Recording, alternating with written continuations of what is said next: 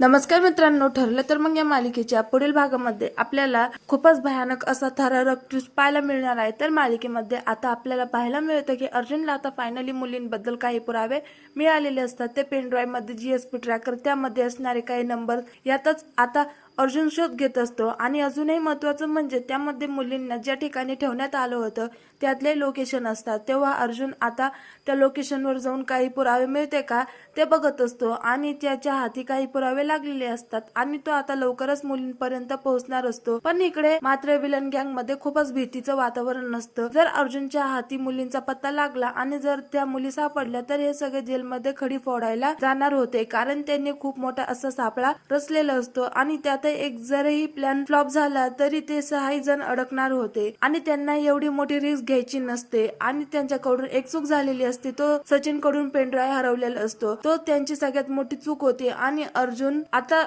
अलगद पर्यंत मुलीपर्यंत पोहोचू शकणार होतो आणि याची भीती प्रियाला, सचिन, महिपत आणि सगळ्यांना वाटत होती। यावर काहीतरी मोठा निर्णय घ्यायला पाहिजे असं ते सगळे विचार करत असतात। जर अर्जुनला मुली सापडल्या तर आपण मेलो असं सचिन आणि राकेश म्हणतात। तेव्हा आता प्रिया म्हणते आपण मरण्यापेक्षा आपण समोरच्यालाच मारूया। तेव्हा सचिन म्हणतो काय बोलतेस प्रिया, तू आधीच एक प्रकरण केलं, ते निपसता नाकातोंडाशी पाणी आलं। जर आपण यात फसलो तर आपण खूप अडकतोय। आणि त्यानंतर प्रिया म्हणते आपण समोरच्याला मारूया। तेव्हा राकेश म्हणतो समोरच्याला म्हणजे सायलीला की अर्जुनला? तेव्हा प्रिया म्हणते आता सायलीला मारून काय उपयोग आहे, अर्जुनला जर काही झालं तर सायली तशी संपणारच आहे, त्यामुळे जो मेन आहे त्यालाच मारूया। एकदा दगड दोन पक्षी, अर्जुन मेला तर सायली जिवंत कशी राहणार, असं आता प्रिया म्हणत असते। आणि या कारस्थानाने डोक्यातून प्रियाचा हा थर्ड क्लास कारस्थान निघत असताना काही उद्योग ती करतच असते। तिचं अशी कारस्थाने करते तर तिच्या बाळावर नक्की काय संस्कार होत असतील, देव जाणे। प्रिया अशी आहे, तिचं बाळ कसं निघेल। आणि या दिवसांमध्ये आई बाळाला गर्भसंस्काराचे धडे देत असते, धर्मदेवाचे गोष्ट सांगत असते। तर इकडे मात्र प्रिया कट कारस्थान कसं करायचं, एखाद्याचा जीव कसा घ्यायचा, एखाद्याला साप्यामध्ये कसं अडकायचं आणि एखाद्याचं आयुष्य कसं उद्ध्वस्त करायचं यांचे धडे त्यांच्या पोटातल्या बाळाला देत होती। तेव्हा आता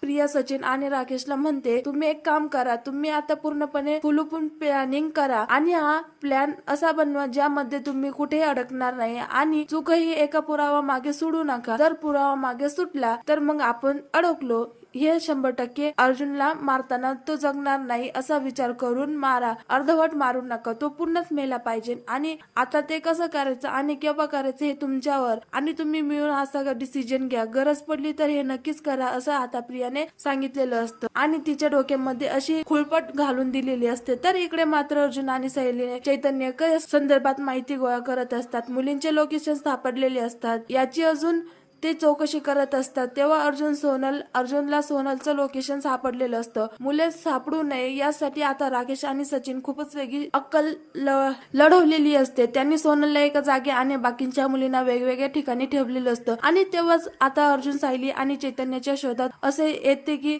त्यांना सोनलचं लोकेशन मिळालेलं असतं, सोनल कुठे आहे त्यांना समजलेलं असतं आणि आता सोनलला सोडून आणण्यासाठी अर्जुन एकटा तिथे गेलेला असतो निघाताना आणि चैतन्य दुसऱ्या मुलींना शोधण्यासाठी चाललेला असतो आणि अर्जुन एकटा गेला असता तरी काही प्रॉब्लेम नसता जर सचिन आणि राकेशला समजलेलं नसतं तर। पण आता सुभेदारांच्या घरामध्ये एक प्रियाचं पाद्य आहे जे सुभेदारांच्या घराचं मीठ खाऊन त्यांनाच नागिन सारखं ढसत आहे, ती म्हणजे श्वेता। आता आनंदाच्या भरामध्ये अर्जुन बोलून जातो की मला सोनल कुठे आहे हे समजलं आहे आणि मी सोनलला आणण्यासाठी चाललो आहे, मी आता असं जातो आणि सोनलला सोडून आणतो। बायको, जेव्हा सोनल आपल्याला सापडेल तेव्हा तुझ्या घरावरचा एवढा मोठा लागलेला डाग पुसून जाणार आहे आणि तू निर्दोष सुटणार आहे।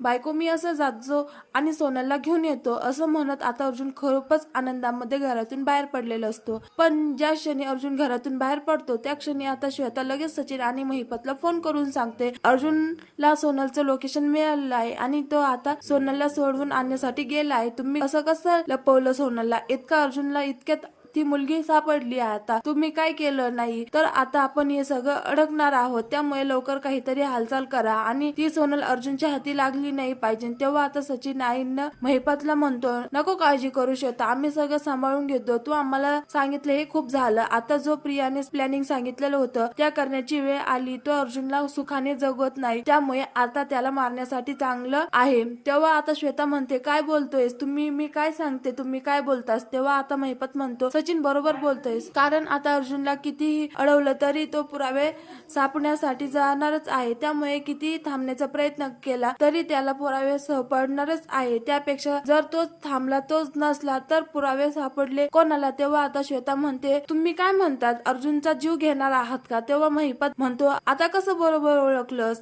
आम्ही आता तेच करणार आहोत. तू अजून आम्हाला सुभेदारांच्या घरामध्ये काय काय होत राहतं ते सांग. आणि त्यानंतर जेव्हा आता अर्जुन या जगात नाही असा फोन येईल तेव्हा काय होतं घरामध्ये, कसं वातावरण असेल, एखादा माणूस गेला यावरती किती रडरड असते, तेव्हा तेही आम्हाला फोन करून सांग, आम्हाला ऐकायला खूप आनंद होईल, असं आता महिपत श्वेताला म्हणत असतो. तेव्हा श्वेता म्हणते, तुम्ही जे सांगताय ते करा आधी, मग बघू, मी तुम्हाला फोन करून सांगते. आणि श्वेता फोन ठेवते. आता या श्वेतामुळेच महिपत आणि सचिनला समजलेलं असतं की अर्जुन घराबाहेर पडला आहे, तेही सोनलला सापडण्यासाठी. आता हे श्वेता पुन्हा एकदा सायलीकडे जाते आणि तिच्या गोड गोड बोलून अजून काही माहिती मिळते का हे बघत असते. पण आता इकडे मात्र सायलीला टेन्शन आलेलं असतं. तिला तीच मन आधी सांगत असतं की काहीतरी चुकलं घडणार आहे. त्याला एक आतून फिलिंग येत असते. त्यामुळे आता ती देवी आई पुढे जाऊन उभी राहत असते आणि ती देवी आईकडे हात जोडून प्रार्थना करत असते, अर्जुन सरांना सोनलला लवकर सापडू दे आणि तेही सुखरूप घरी येऊ दे, अशी आता सायली मनापासून प्रार्थना करत असते.